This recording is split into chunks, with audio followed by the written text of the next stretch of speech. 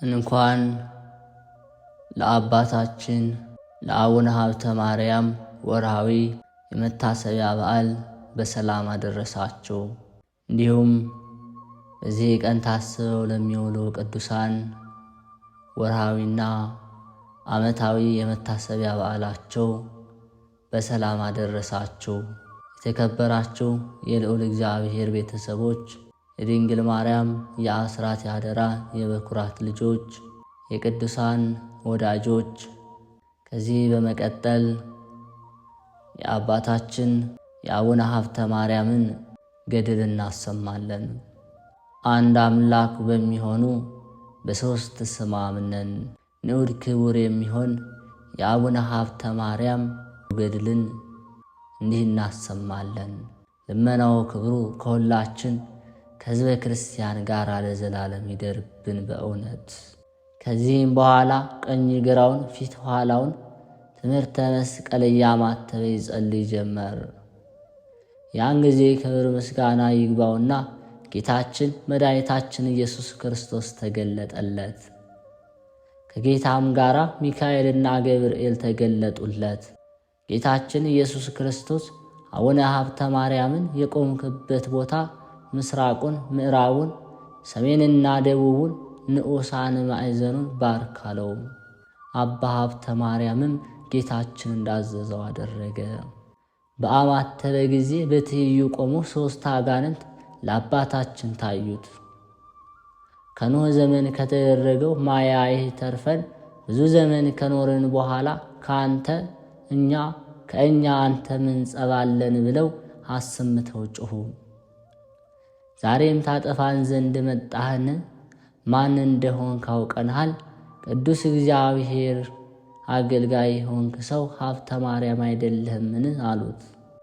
በሰው ላይ የምታደርጉት ብልሃታችሁን ንገሩኝ በላቸው እንጂ ምንም እሊህ አጋንንት የዘመዶች ጠላተኞች ሲሆኑ ጌታ ወዳጅ ሀብተ ማርያም ሆይ ከነዚህ አጋንንት ጩኸት የተነሳ አትፍራ ብሎ አጸናው እንጂ ያን ጊዜ አባታችን አቡነ ሀብተ ማርያም ከአጋንንቱ ጩኸት ድምፅ የተነሳ ፈርቶ ነበር። አባታችን አቡነ ሀብተ ማርያም ሊያን የተረገሙ አጋንንት የሀገሩን ሰዎች እያሳታችሁ የምታጠፉ እናንተ ከወዴት የተገኛችሁ? ክፋታችሁስ ምንድን ነው? አላቸው። ከክፉዎች አንድ ጋኔን ለአባታችን ለአቡነ ሀብተ ማርያም ክርስቶስ በሥጋ ከመወለዱ አስቀድሞ በዚህ ሀገር ያሉትን ሰዎች እኔ ፈጣሪያችሁ ነኝ እያልኩ ሳታልላቸው ኖርክ ብሎ መለሰለት። ክታብ መጻፍን፣ ቅጠል መበጠስን፣ ሞቶ ያደረውን ከብት መብላትን፣ የሰው ደም መጠጣትን፣ የሰው ሥጋ መብላትን አስተማርኳቸው። በወፍ እንዲያሟርቱ ጣዖት እንዲወጡ አደረግኳቸው። በሚሞቱበት ጊዜ ግን ፍዳ ወዳለበት ወደ ሲኦል አወርዳቸዋለሁ አለው። እንዲህም ባለ ሥራው ሳለሁ ክርስቶስ ተወለደና ከብዙ ዘመን በኋላ ተክለ ሃይማኖት የሚባል እንዳንተ ኃይለኛ ሰው መጥቶ ከኢየሱስ ክርስቶስ በቀር ለእኔ እንዳይገዙ ኃጢአታቸውን አስተስርዮላቸው ከጥፋት ጥበብም ለይቶ አስተማራቸው። ነገር ግን በብዙ አዘንኩ። ሥራውን የማይቼ በምገድለው ገንዘብ እገድለው ዘንድ እየተተንኳኳው በምገድልበት ገንዘብ እገድል ዘንድ ፈለግሁ። ይበረታብኛል ተሳነኝ እንጂ የሚገዙልኝ ወገኖቼንም ቀማኝ። ሁለተኛ ወንድም የሚወጣው ዘንድ በዘንዶ ተመሰለም።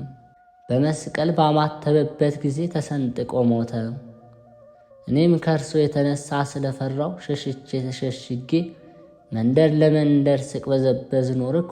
ተክለ ሃይማኖት የሚባል ያ ሰው ከሞተ በኋላ ወደዚህ ብመለስ ወገኖቼንም መንኩሰው አገኘኋቸው። እጅግ አዝኛለሁና በብልሃቴ አስታቸው ዘንድ እነሱን እታገል ዘንድ ጀመርኩ። ነገር ግን እንደ ቀድሞ እኔ ብቻ ተገዥ ሊሆኑ አልቻሉም። ሆኖም ወደ ጭንቅ ነገር የምመራቸው ጥቂቶች ፈንታዬን አላጣሁም። አባታችን አቡነ ሀብተ ማርያም ያሳትካቸው ፈንታዎችህ እነማን ናቸው? ስማቸውስ ማን ማን ይባላል? አለው። ሰይጣንም ካሉት ጀምሮ እስከ ሞቱት ድረስ እያንዳንዱ ስማቸውን እየለየ እነገሌ እነገሌ እያለ ስማቸውን እየጠራ ከሕፃን እስከ ሽማግሌ የሆኑትን ስማቸውን ቆጥሮ ነገረው። በፊቱ የእገሌ ኃጢአት ይህ ነው፣ የእገሌም በደሉ ይህ ነው እያለ የአንዱን የበደላቸውን መጽሐፍ አነበበ። አባታችን አቡነ ሀብተ ማርያምም በምን ሥራ ነው የምትተዋቸው? ምንስ ሥራ ቢሰሩ ነው የምትጠላቸው? ያም ርጉም ሰይጣን እየሳቀ በጭንቅ ነገር ለአባታችን ለአቡነ ሀብተ ማርያም ነገረው። ያደረጉትን በደል ሁሉ ለካህን በተናገሩ ጊዜ እኔ ልሰውረው ስወድ ምክሬን በገለጡ ጊዜ ያን ጊዜ ትቻቸው ሸሻለሁ ብሎ ነገረው።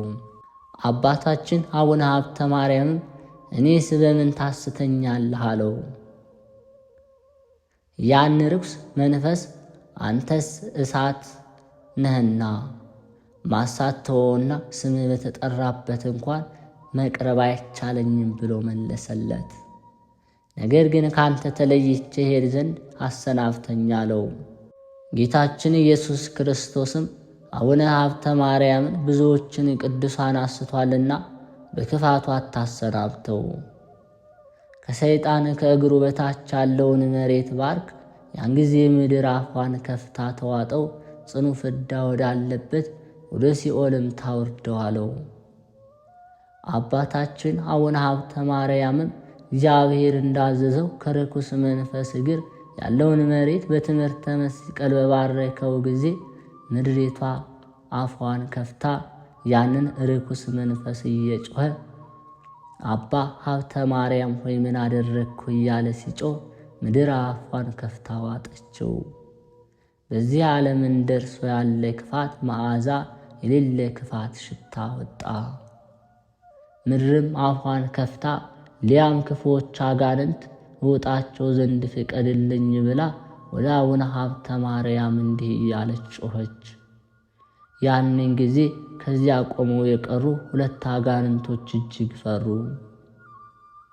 ከሥልጣኑ የተነሳ እሳት ከቦናልና ከዘወትር ወየወልን ወዴት እንሄዳለን እያሉ በአብይ ቃል እንዲህ እያሉ ጮኹ። ከእነርሱ አንዱ ክንፍ ያለው እባብ ሆኖ ወደ አየር በበረረ ጊዜ መላእክት በእሳት መንኰራኵር ራሱን ቢቀጠቀጡት አፏን ወደ ከፈተች ምድር ወደ ቀና እንደ ጓደኛው ወደ ሲኦል ወረደ። የቀረው 3ኛው ግን አባ ሀብተ ማርያም ሆይ ያደረግኩት ክፉ ነገር ሳይኖር ያለ ጊዜ እንዳታጠፋኝ በምታመልከው አምላክ አምይሃለሁ። እኔ በዚህ ወራት ነው በዚህ ሀገር የደረስኩ። ሀገሬ ግን የኖርኩባትን አንጾኪያ ናት።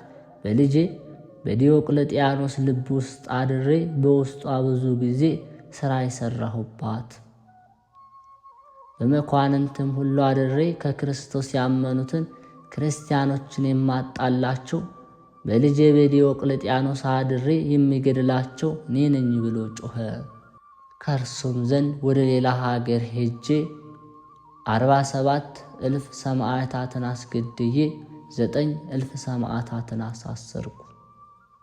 ቆስጠንጢኖስ የሚባል ደግ ንጉሥ በነገሰ ጊዜ ክርስቲያኖችን ከእስር ቤት አውጥቶ ፈጽሞ አከበራቸው። እኔን ግን አዋረደኝ። ከዚያን ጊዜ ጀምሮ ጤና አላገኘሁም። ልጄ ዲዮቅልጥያኖስ ከሞተ በኋላ ከቆስጠንጢኖስ ንጉሥ ክብር የተነሳ መውጫ መግቢያ አጥቼ መከራ የተቀበልኩ ስቅበዘበዝ ሳለሁ ያን ጊዜ ለምን ሥራ ትፈታለህ? ሥራህን ታስተምራቸው ዘንድ ወደ ኢትዮጵያ ሀገር ሂድ የሚል ቃል ከጌታዬ ከዲያብሎስ ቃል መጣ፣ ተነገረ። እንደምታየኝ ወደዚህ ሀገር መጣው። አሁንም እንዳየኋቸው ወንድሞቼ ዛሬ እንዳታጠፋኝ ስለ እግዚአብሔር ይቅር ብለህ ተወኝ። ይህ ሰው አስቀድሞ ከነበሩ ቅዱሳን ለይቶ መከራ ጽንቶብኛልና። ልጄ ዲዮቅልጥያኖስ ሆይ ታድነኝ ዘንድ ወዴት ሄድክ እያለ አለቀሰ። ያን ጊዜ ጌታችን ኢየሱስ ክርስቶስ አቡነ ሀብተ ማርያምን በሚፈርድበት ገንዘብ የሚፈረድበት ጊዜ አልደረሰምና ይህንን ተወው አለው። የጌታ ቃል እንዲህ ብሎ በተነገረ ጊዜ ሰይጣን ከአባታችን ተለይቶ በኖ ጠፋ። ምድርም እሊያን አጋንንት ለማስጠም ከተከፈተች በኋላ እንደ ቀድሞ ተካከለች። ዳግመኛ ጌታችን መድኃኒታችን ኢየሱስ ክርስቶስ አባታችን አቡነ ሀብተ ማርያምን ወዳጄ ሀብተ ማርያም ሆይ ከድካምህ ወደ እረፍት የምትሄድበት ቀኑ ደረሰ፣ ደስታም እንደ ሸማ ተዘረጋ እና ወደ ደብረ ሊባኖስ ውረድ፣ ከዚያም ትቀበር ዘንድ አጸናህም፣ በዚያም ከተቀበሩት ቅዱሳን አጽም ጋር ትጨመር ዘንድ ወዳጄ ተክለ ሃይማኖት ስለ አንተ አጽም አጥብቆ ለምኖኛልና የአንተ አጽምና የእርሱ አጽም በደብረ ሊባኖስ ዳግመኛ በክብር እስከምትነሳ ድረስ በዚያ ይሆናል አለው። ይህንንም ካለው በኋላ ጌታችን መድኃኒታችን ኢየሱስ ክርስቶስ ወደ ሰማይ በታላቅ ክብርና ምስጋና ወደ ሰማይ አረገ። አባታችን ከዚያ ከነበረበት ቦታ ተነስቶ ወጥቶ ወደ ደብረ ሊባኖስ ደርሶ ሳለ በደብረ ሊባኖስ በድብቅ ነገር ተገለጸለት። ከዕለታት በአንድ ቀን ወፍ በፊት ለፊቱ ተቀምጣ ጮኻ ለቀሰች። አባታችንም ስለ ወፏ ጩኸትና ለቅሶ በጣም አለቀሰ። ከእርሱ ጋር ያሉ መነኮሳት አባታችን ሆይ ለምን ታለቅሳለህ አሉት። እርሱም ያች ወፍ ዛሬ አንቄ የሚባል አሞራ መጥቶ ጫጩቶቿን ገድሎ በልቶባቸው ቤቴንም አፍርሶብኝ ሄደ። አሁን ዳግመኛ መጥቶ እኔን እንዳይበላይ ብዬ ፈርቻ አለቅሳለሁ ትላለች። ስለዚህ ነው ወንድሞቼ የማለቅሰው አላቸው። ይህንንም ሰምተው ወንድሞች መነኮሳት አብረው ታለቀሱ። ምክንያቱም ከፊታቸው ወፏ እጅግ አምርራና ሳዝና ትጮህ ነበርና። አባ ሀብተ ማርያምም እግዚአብሔር ይጠብቅሽ ብሎ በእግዚአብሔር ፈቃድ አጽናንቷት ሄደ። ዳግመኛ በእግዚአብሔር ፈቃድ ወደፊት እንደምትሰራ አውቆ የሴቶች መነኮሳት ገዳም የዞሩ እያዩ ሳሉ ስሟ አጋት የምትባል ባህር ቃሏን ከፍ አድርጋ የእግዚአብሔር ሰው ሀብተ ማርያም ሆይ የዚህ ሀገር ሰዎች በእኔ ላይ የሚያደርጉብኝን በደል ተመልከተኝ። ሌሊት በእኔ ባህር ውስጥ ቆሞ በሚያድሩ ቅዱሳን ደም ተቀድሼ አድራለሁ። በሐብል ጀርባቸውና መላ አካላቸውን ይገርፋሉ። በእሾህም ሰውነታቸውን እየገረፉ የእሳት ቃጠሎ አስመስለው ደማቸውን ሲያፈሱ ያድራሉ። በቀን ግን ኃጢአተኛ ሰዎች ወደ እኔ መጥተው በልብሳቸው በሰውነታቸው ያለውን ወንዶችም ሴቶችም የዝሙት ስብዕናውን ሲያሰለጥኑብኝ ረክሳለሁና። አባ እነዚህ ኃጥአን ከእኔ ዘንድ እንዲወገዱልኝ ጻድቃን ብቻ ወደ እኔ እንዲሰበሰቡ ጸሎት አድርግልኝ አለችው። ሄኖክ ባሕረ ናጌን ቃል በቃል እንዳናገረ አባታችንም አጋት ባህር እንደዚያው ካናገረች በኋላ የባህር ቃሏን ሰምቶ ለልጆቹ ነገራሳቸው። ልጆቹም ሰምተው በጣም አደነቁ።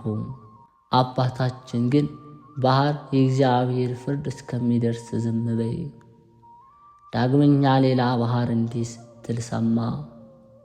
ቅዱስ ሆይ ፍረድልኝ። አንድ ታላቅ ዘንዶ የሀገሩ ሰዎች ያለ እውቀት የሚያመልኩት ሁልጊዜ እየመጣ ከኔ ሲጠጣ በጣም አዝናለሁ ብላ ለአባታችን ስትናገር ከጌታችን ከኢየሱስ ክርስቶስ ቃል ከሰማይ እንዲህ ሲል መጣ።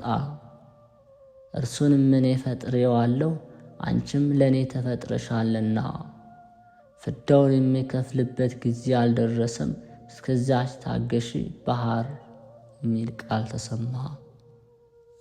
ያን ጊዜ በእግዚአብሔር ትእዛዝ ባህር ከጩኸቷም ዝም አለች። ለአባታችን ግን በሀገረ ዕቃው ይኖር እንደነበረው እንደ አባ መቃርስ ሁሉ ምግባር የተሰወረውን ሁሉ እንዲያውቅ እግዚአብሔር ጸጋ ስለሰጠው የሰውን ኃጢአት እያንዳንዱን የተደበቀውን ያውቅ ነበር።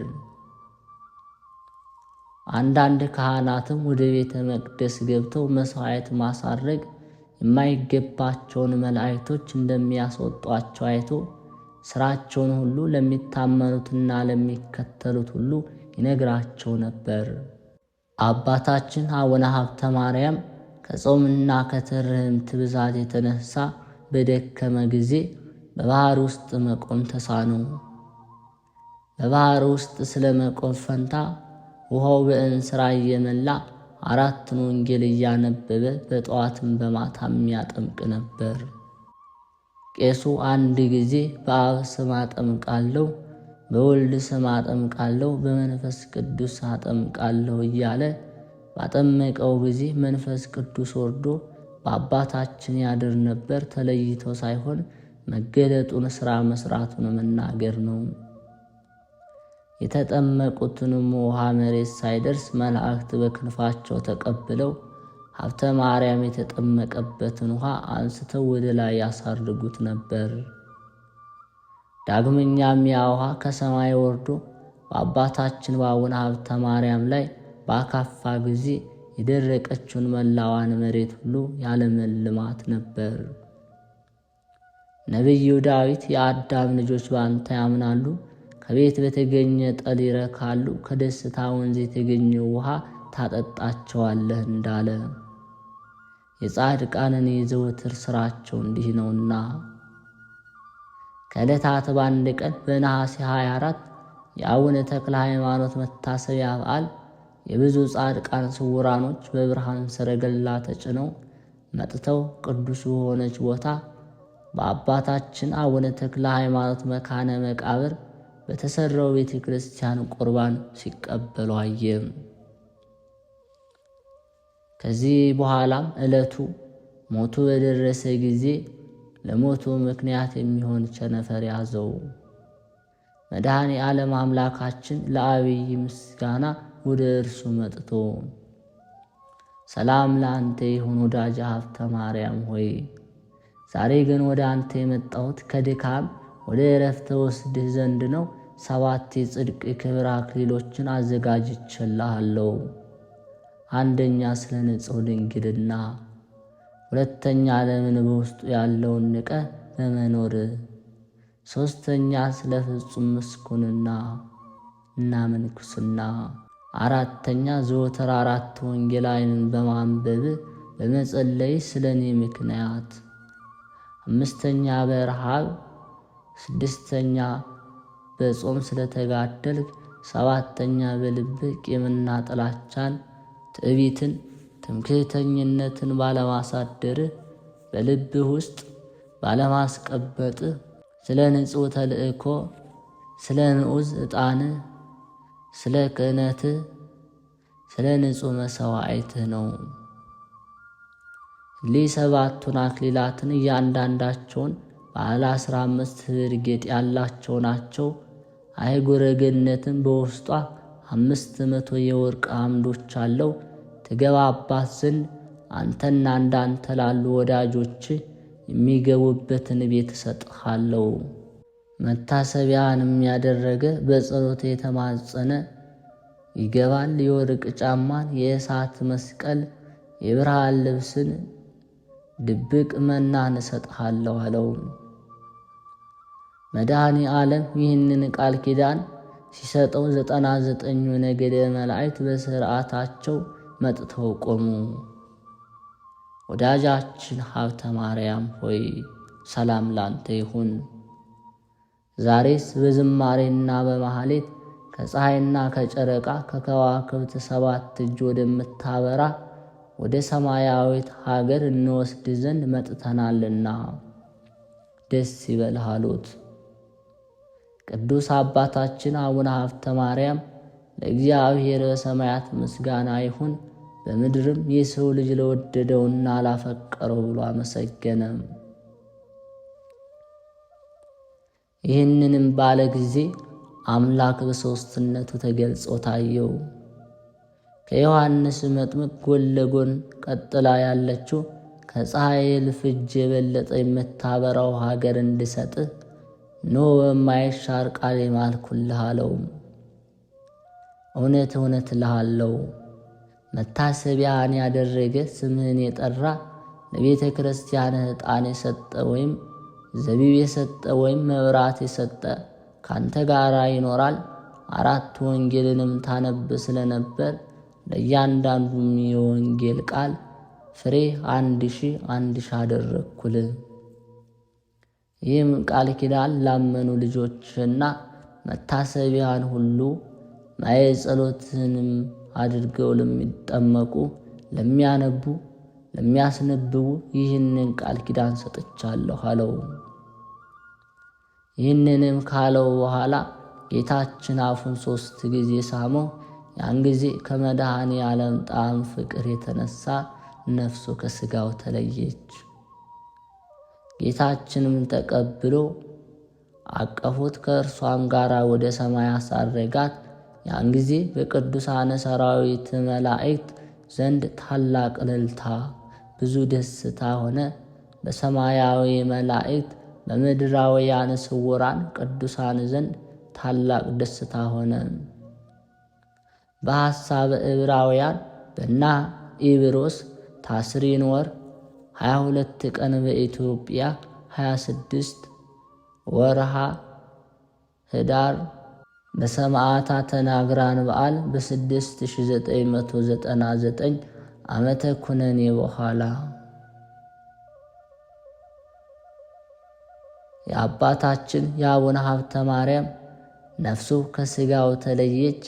ያን ጊዜ ከአባታችን ከአቡነ ሀብተ ማርያም የሕይወት መንፈሳቸው ከወጣች በኋላ ካህናት በመልካም ልብስ ገንዘው በዝማሬ መላእክት ከቅዱስ አባታችን አቡነ ተክለ ሃይማኖት አጽም ጋር በጻድቁ መቃብር ቀበሩት።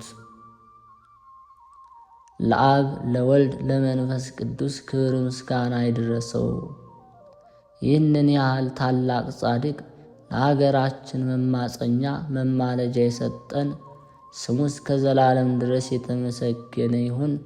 የጻድቁ የአቡነ ሀብተ ማርያም ጸሎቱ ረድኤቱ እርሳቸው ከተማጸናቸው ጋር ለዘላለሙ ይኑር አሜን። በእውነቱ በደሉ ብዙ የሆነ ይህንን መጽሐፍ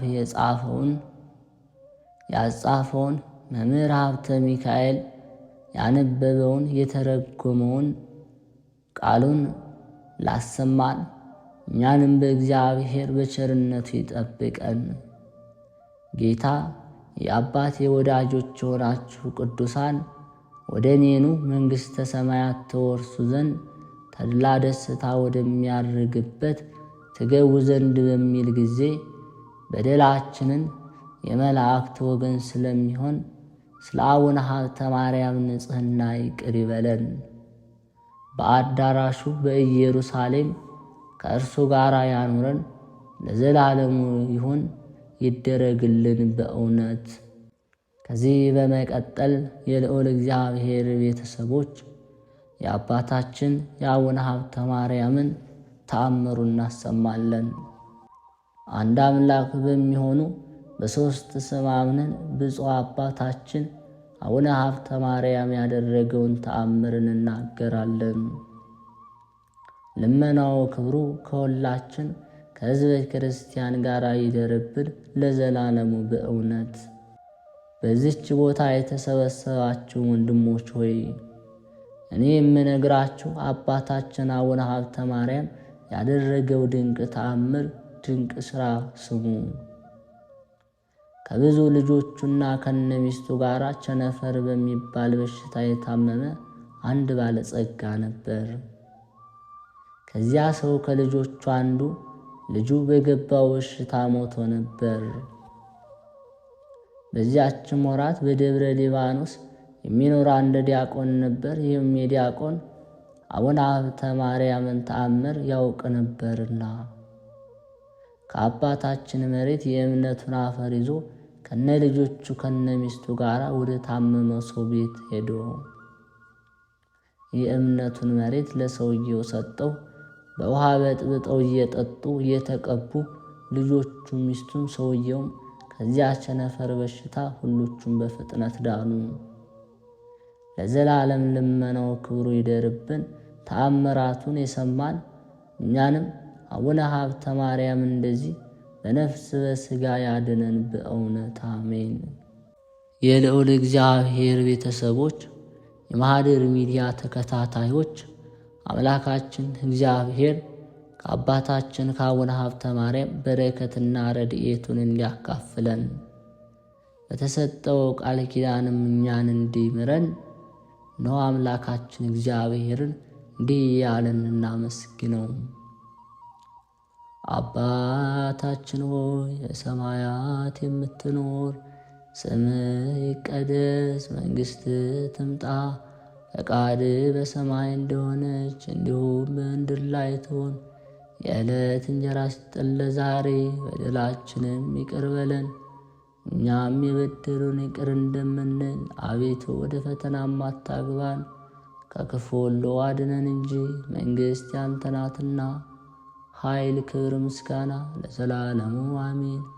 እመቤታችን ቅድስት ድንግል ማርያም ሆይ በመልአኩ በቅዱስ ገብርኤል ሰላምታ ሰላም እንልሻለን። በሐሳብሽ ድንግል ነሽ፣ በሥጋሽም ድንግል ነሽ። አሸናፊ እግዚአብሔር እናት ሆይ ሰላምታ ላንቺ ይገባሻል። ከሴቶች ሁሉ ተለይተሽ አንቺ የተባረክሽ ነሽ፣ የማኅፀንሽ ፍሬ የተባረከ ነው። ጸጋን የተሞላሽ ቅድስት ሆይ ደስ ይበልሽ፣ ልዑል እግዚአብሔር ከአንቺ ጋር ነውና ከተወደደው ልጅሽ ከጌታችን ከመድኃኒታችን ከኢየሱስ ክርስቶስ ዘንድ ይቅርታና ምሕረትን ለምኝልን ኃጢአታችን የሚያስተሰርይልን ዘንድ ለዘላለሙ አሜን። የልዑል እግዚአብሔር ቤተሰቦች፣ ከዚህ በመቀጠል የዕለቱን ስንክሳር እናሰማለን። አንድ አምላክ በሚሆን በአብ በወልድ በመንፈስ ቅዱስ ስም ሚያዝያ 26 በዚች ቀን የሱስ ልጅ ሱስንዮስ በሰማዕትነት አረፈ። ይህም የከሃዲው ዲዮቅልጥያኖስ ወዳጅ ነበር። የእግዚአብሔር መልአክም ተገለጠለትና ሰማዕት እንደሚሆን ነገረው። ይህም ነገር በልቡ አደረ። ከዚህ በኋላ አምልኮተ ጣዖትን እንዲያስፋፋና እንዲያድሱ ከሹመት ደብዳቤ ጋር ንጉሥ ወደ ኒቆሞዲያ ላከው። ቅዱሱም አይቶ እጅግ አዘነ። ከዚያም ወደ እርሱ አንድ ቄስ አምጥቶ የክርስትናን ትምህርት ተምሮ ተጠመቀ። ከዚህ በኋላም ወደ አንጾኪያ ተመለሰ። ፍጥረቱ ልዩ የሆነ ልጅን ወልዳ እህቱን አገኛት። ከዚህ በፊት ሴት ልጅ ወልዳ ገድላ ደሟን ጠጥታለች። ሰይጣን አድሮባታልና በወፍና በከይሲ አምሳልም ይገለጣል። በሀገር ውስጥ ልጅ በሚወለድ ጊዜ ወደ እርሱ ወርዳ በሥራዬም ገድላ ደሙን ትጠጣለች። ቅዱስ ሱስንዮስም ይህንን ባየ ጊዜ ጦሩን አንስቶ ከልጇ ጋር እህቱን ገደላት። ልጇ የሰይጣን ልጅ ነውና ሁለተኛም ሥራየኞች ስለሆኑ ባሏንና የባሏን አባቱን ገደላቸው። እነርሱ በሥራቸው ሰውን እያሳመሙ ይገድላሉና። ከዚህም በኋላ ወደ ኒቆሞዲያ ተመልሶ ወደዚያ ወደ አጠመቀው ቄስ ደርሰው ያደረገውን ሁሉ ነገረው። ወደ ሀገሩ አንጾኪያም በተመለሰ ጊዜ ከእርሱ የሆነውን አባቱ ሱሲ አወቀ። መግደሉንም ወዶ ከንጉሡ ዘንድ ነገር ሠራበት። ያን ጊዜ ቅዱስ ሱስንዮስ ወደ ጣዖታት ቤት ሄዶ ወደ ሲኦል ይወርዱ ዘንድ በጌታችን በኢየሱስ ክርስቶስ ስም አዘዛቸው። ያን ጊዜ ምድር አፏን ከፍታ ዋጠቻቸው። ጣዖታቱም እንዳያጠፋቸው ወሬ ተሰማ። አባቱም ዳግመኛ በንጉሥ ዘንድ ከሰሰው። ታላቅ ሲቃይ የሚያሰቃዩት ዘንድ ንጉሡ አዘዘ። በብረት ዘንጎች ደበደቡት፣ በመንኮራኮር አበራዩት፣ በመዶሻም ቀጥቅጠው ሁለተኛ ደግሞ እህል በሚያበራዩበት መሳሪያ አበራዩት። ከዚያም ከከተማው ውስጥ ጎደቱት።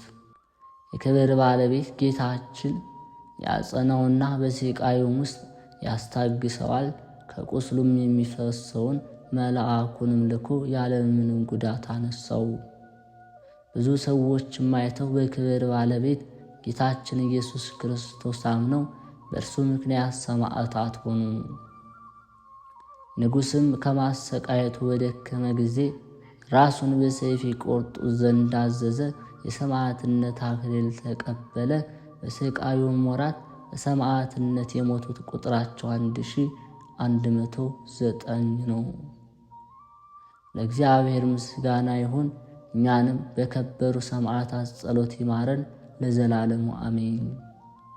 በዚች ቀን የጠራቢ ልጅ ቅዱስ ዮሐንስ በሰማዕትነት አረፈ። ይህ ቅዱስ ከነነዌ አገር ነው። አባቱ ጣዖትን የሚጠርብና የሚያመልክ፣ እናቱ ግን ክርስቲያናዊት ናት። ልጅ ባጣችም ጊዜ ወደ እግዚአብሔር ለመነች። ጌታም ልመናዋን ተቀብሎ ይህን የተባረከ ልጅ ሰጣት። ስሙንም በስውር ዮሐንስ ብላ ጠራችው። 8 ዓመት በሆነው ጊዜ የጠረበውን ጣዖት እየሸጠለት አባቱን ያገለግል ነበር። በአንዲት ዕለትም ጣዖቱን ሊሸጥ ሲሄድ የእግዚአብሔር መልአክ ተገናኘውና ጣዖት የሰይጣን ማደሪያ እንደሆነ ነገረው። ጣዖቱንም ከእጁ እንዲጥለው አዘዘው። በክብር ባለቤት በክርስቶስ ማመንን አስተማረው። ወደ አባቱም በተመለሰ ጊዜ ሰማይና ምድርን በውስጣቸው ያለውን ሁሉ ከፈጠረ ከክብር ባለቤት ጌታ ኢየሱስ ክርስቶስ በቀር ሌላ አማልክት የለም። እኔ ለሰው ልጅ ለተሰራ አልሰግድም አለው። አባቱም ሰምቶ በእስር ቤት አሰረው። እናቱም መጥታ በክብር ባለቤት ክርስቶስ ስም ደሙን ያፈስ ዘንድ አጸናችው። ከዚህ በኋላ በነገራቸው ሊሸነግሉት የአገር ሰዎች መጥተው የአባትን አምላኮች ለምን ተውክ አሉት። እርሱም እኔ ሰው እጅ የሠራውን ጣዖታት አልሰግድም፣ እነርሱ የርኩሳን አጋንንት ማደሪያ ናቸውና አላቸው። አባቱም ይህንን በሰማ ጊዜ ምሳር አንስቶ አንገቱን ቆረጠው። በድኑም አልወደቀም፣ በደሙ እስከተጠመቀ ድረስ በእግሮቹ ቆመ እንጂ። እናቱም በደሙ ተጠምቃ አቤቱ የክብር ባለቤት ኢየሱስ ክርስቶስ ሆይ የአቤልን መሥዋዕት በምድረ በዳ የተቀበልክ ይህንን መሥዋዕት ከኔ ተቀበል አለች። በዚያን ጊዜ በአባቱ ሰይጣን አደረበትና አበደ። ሚስቱም ወደ ልጇ መቃብር ወስዳው ስለ እርሱ ጸለየች። ቅዱስ ዮሐንስም በሌሊት ወደ እርሱ መጥቶ አባቱን በጦር ወጋው። ሰይጣኑም ከእርሱ ወጣ። ከዚህ በኋላ በክብር ባለቤት በጌታችን ኢየሱስ ክርስቶስ አመነና በስሙ ተጠመቀ። ለእግዚአብሔር ምስጋና ይሁን፣ በረከቱም ከእኛ ጋር ትኑር ለዘላለም አሜን።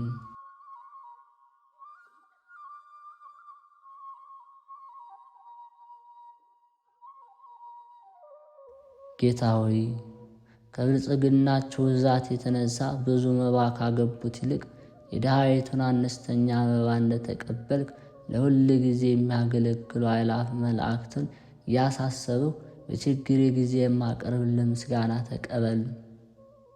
እናንተም ቅዱሳን ነቢያት፣ የወንጌል ሰባኪያን ሐዋርያት፣ ሰማዕታትና ጻድቃን፣ ትጉሃን መላእክት፣ ፍጹሃን ደናግል እንዲሁም ደጋጎች መነኮሳት ሆይ ልጅ አዋቂ ሳይለይ የምንሰበሰብበትን የጉባኤ ቦታ ባርኩ።